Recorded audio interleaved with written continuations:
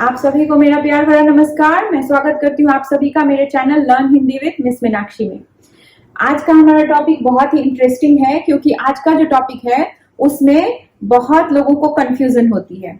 तो आज हम सीखेंगे छोटी ई की मात्रा वाली की और बड़ी ई की मात्रा वाली की का उपयोग कहाँ किया जाता है। यूज ऑफ छोटी ई की मात्रा की एंड बड़ी ई की मात्रा की।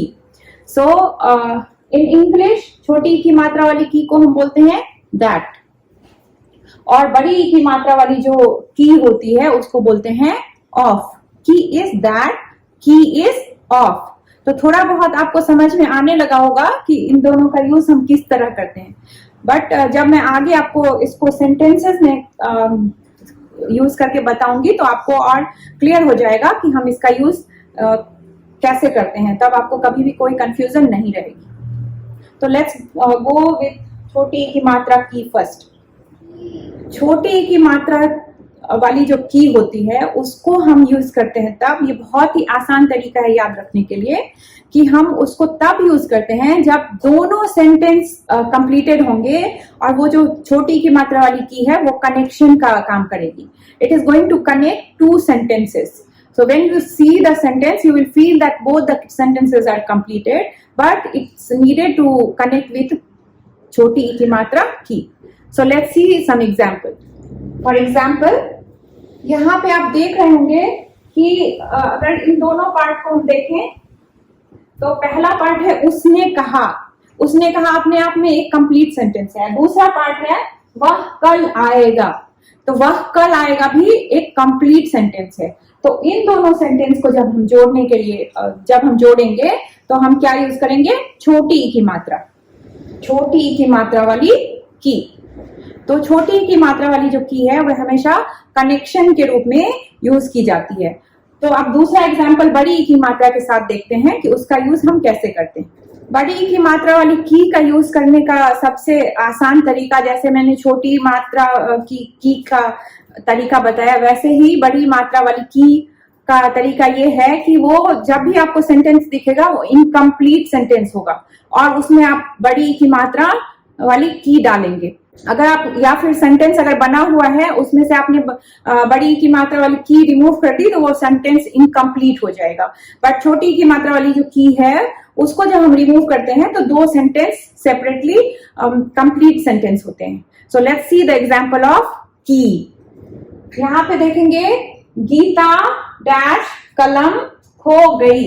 इस सेंटेंस को जब हम पढ़ रहे हैं तो हमें लग रहा है कि कुछ ना कुछ तो मिसिंग है, ये सेंटेंस कंप्लीट नहीं है, राइट? तो जब हम यहाँ पे ऐड करेंगे गीता की कलम खो गई तब ये सेंटेंस कंप्लीट होता है. तो सबसे इजीएस्ट तरीका है याद रखने का कि छोटी ई की मात्रा वाली जो की है वो दो सेंटेंसेस को ऐड करती है और बड़ी ई की मात्रा वाली जो की है वो सेंटेंस को कंप्लीट करती है.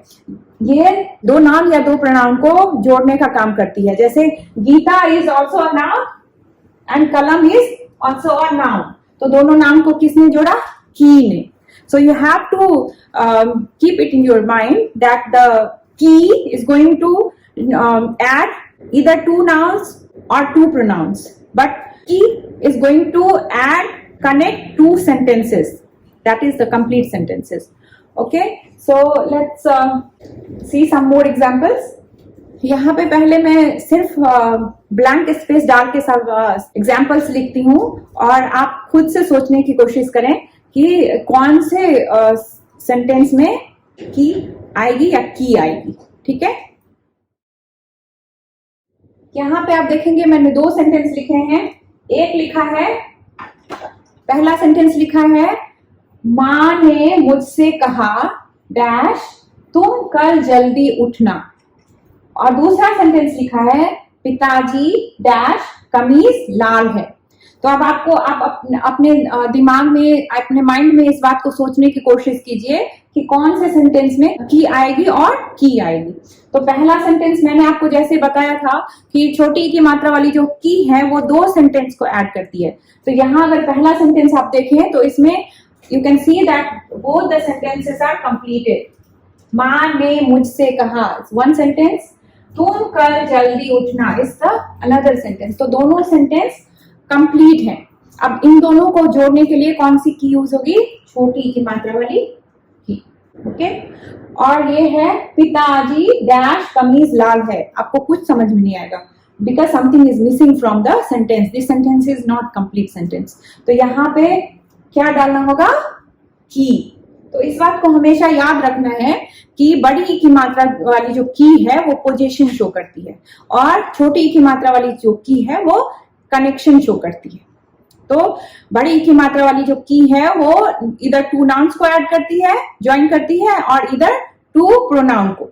बट छोटी की मात्रा वाली जो की है वो दो सेंटेंसेस को कनेक्ट करती है। Let's see one more example. यहाँ मैंने अगेन दो सेंटेंसेस लिखे हैं। मैं दूसरे तरह से भी सेंटेंसेस बना के आपको बता दूं ताकि आपको अगर इस तरह से भी सेंटेंसेस देखने को मिले तो बस ये याद रखना है कि दोनों सेंटेंस कंप्लीटेड होंगे तो की आएगा, और दोनों सेंटेंस अगर सेंटेंस कंप्लीटेड नहीं है तो की आएगा। ओके, सो सी, मैं घर से निकला ही था डैश बारिश होने लगी। और दूसरा सेंटेंस मैंने लिखा है कल से बच्चों डैश छुट्टियां शुरू हो रही है। तो पहले सेंटेंस में आप देखेंगे कि मैं घर से निकला ही था, ये सेंटेंस कंप्लीटेड है, राइट? ये अपने आप में एक सेंटेंस है। और दूसरा सेंटेंस है बारिश होने लगी, this is also a complete sentence, right? तो हम आपको अच्छे से अब समझ में आ गया होगा कि यहाँ पे क्या आएगा? कि दूसरा सेंटेंस कल से बच्चों डैश छुट्टियां शुरू हो रही है, तो ये सेंटेंस कंप्लीट नहीं है, right? Something is missing from here. तो यहाँ पे क्या डालेंगे? ही। ओके, तो यहाँ आप देखेंगे कि बच्चों ऑल्सो अ नाउन एंड छुट्टियां ऑल्सो अ नाउन, तो दो नाउन को जोड़ रही है। बाद में जब हम जेंडर सीखेंगे तो हम इस चीज को सीखेंगे कि ये की जो है वो का के रूप में भी यूज होता है। जब it is going to use for a masculine gender, then it will be ka. So later on when we are going to learn gender, then I will teach you where to use ki and where to use ka. जैसे कि ये छुट्टियां feminine gender है तो हमने की use किया है। बट एक अगर मान लो मैं यहाँ पे लिखूं तो यहाँ पे मैंने लिखा है रमेश डैश घर बहुत बड़ा है। तो यहाँ घर जो है वो फेमिनाइन जेंडर नहीं है, वो है मैस्कुलाइन जेंडर। तो हम यहाँ पे रमेश की घर नहीं लिखेंगे, रमेश का घर। हिंदी में थिंग्स के भी जेंडर होते हैं, like in English things doesn't have any gender, so but in Hindi we have gender for things, स्त्रीलिंग एंड पुल्लिंग। बाद में हम इसको भी सीखेंगे। तो ये घर क्या है? पुल्लिंग है, मैस्कुलाइन जेंडर। तो यहाँ पे क्या यूज होगा? का। तो रमेश का घर बहुत बड़ा है। तो जब हम धीरे धीरे प्रैक्टिस करेंगे तो हमें समझ में आने लगेगा कि कौन सा वर्ड पुल्लिंग है और कौन सा स्त्रीलिंग। बाद में जब हम कारक, एक टॉपिक है ग्रामर में कारक, तो जब हम उसको सीखेंगे तब ये चीज जो है का, के, की, इसको हम और क्लियरली सीख पाएंगे। क्योंकि अभी हमने सिर्फ एक लिया है घर, तो का हुआ, राइट? अगर हम स्त्रीलिंग लेते हैं, फेमिनाइन जेंडर लेते हैं तो की लिखते हैं। बट अगर मोर देन वन थिंग्स है तो, या मोर देन वन पीपल है, तो हम उसके लिए के यूज करते हैं। And one more thing, for respected people also we use के। जो स्त्रीलिंग और पुल्लिंग के हिसाब से हम का या की यूज करेंगे, और अगर मोर देन वन थिंग है तो हम उसके लिए के का यूज करेंगे। बट अगर more than one thing is in feminine gender तो still we are going to use की। जैसे अगर हम लिखेंगे, यहाँ पे आप देखेंगे कि मैंने एक सेंटेंस लिखा है राधा डैश कापियां यही है। तो इसमें अगेन आपको पता चल गया होगा कि ये सेंटेंस कंप्लीटेड नहीं है। बट यहाँ पे कापियां, कापियां मतलब होता है नोटबुक्स। तो यहाँ पे मोर देन वन है, राइट? बट यहाँ पे तो भी हम क्या यूज करेंगे? की। But what will be the difference? कि लास्ट वाला जो है वो अगर सिर्फ कापी रहता, यहाँ कापियां नहीं होती और कापी होता सिर्फ, तो यही है। बट यहाँ पे अगर मोर देन वन है तो कापियां यही हैं। और अगर हम रेस्पेक्टेड पीपल के लिए यूज करते हैं तो अगेन डिपेंड्स। अगर आप स्त्रीलिंग के लिए यूज कर रहे हैं तो की होगा, पुल्लिंग के लिए यूज कर रहे हैं तो के होगा, क्योंकि यहाँ पे मैंने 3 सेंटेंस लिखे हैं ताकि आपको ये स्त्रीलिंग, पुल्लिंग और मोर देन वन के लिए हम जो यूज करते हैं उसका कॉन्सेप्ट क्लियर हो जाए। पहला सेंटेंस है लता डैश नाना जी आए हैं। मैंने बताया कि रेस्पेक्टेड पर्सन के लिए अगर वो मेल है, मस्कुलाइन जेंडर है, तो हम क्या यूज करेंगे? के, जस्ट लाइक द बहुवचन मीन्स प्लूरल। ओके। दूसरा है सुधीर डैश दादी बीमार हैं। तो अगेन दादी क्या है? Feminine gender, right? तो यहाँ पे क्या होगा? सुधीर की दादी बीमार है। तो ये वाला जो सेंटेंस है, रमेश डैश कंचे अनोखे हैं। तो कंचे मतलब मोर देन वन, जो खेलते हैं हम कंचे, तो उसके एक होगा कंचा और मोर देन वन है कंचे।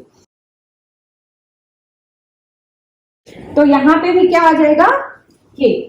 तो आप देखेंगे कि जब हम रेस्पेक्टेड पर्सन के लिए यूज कर रहे हैं और जब हम मोर देन वन के लिए यूज कर रहे हैं तो के आ रहा है। बट याद ये रखना है कि जब मोर देन वन होगा लेकिन वो फेमिनाइन जेंडर के लिए यूज होगा तो स्टिल इट विल बी की ओनली। बट आप इतना अभी कंफ्यूज मत होइए, फिलहाल आप की पे कॉन्सेंट्रेट कीजिए, क्योंकि इस वीडियो में मैंने छोटी ई की मात्रा वाली की और बड़ी ई की मात्रा वाली की का कॉन्सेप्ट क्लियर करना चाहा है। बाकी ये जो चीजें हैं वो जब हम मैस्कुलाइन जेंडर और फेमिनाइन जेंडर पढ़ेंगे तो डिटेल्स में इसको सीखेंगे। मैं उम्मीद करती हूँ कि आपको ये कॉन्सेप्ट समझ में आ गया होगा। अगर स्टिल आपको कोई डाउट है, कोई भी कॉन्सेप्ट क्लियर नहीं हुआ है, तो you can write in the comment, I will clear your doubt. मैं उम्मीद करती हूँ कि आपको आज का मेरा वीडियो पसंद आया हो। अगर पसंद आया है तो लाइक कीजिए, शेयर कीजिए, सब्सक्राइब कीजिए। धन्यवाद।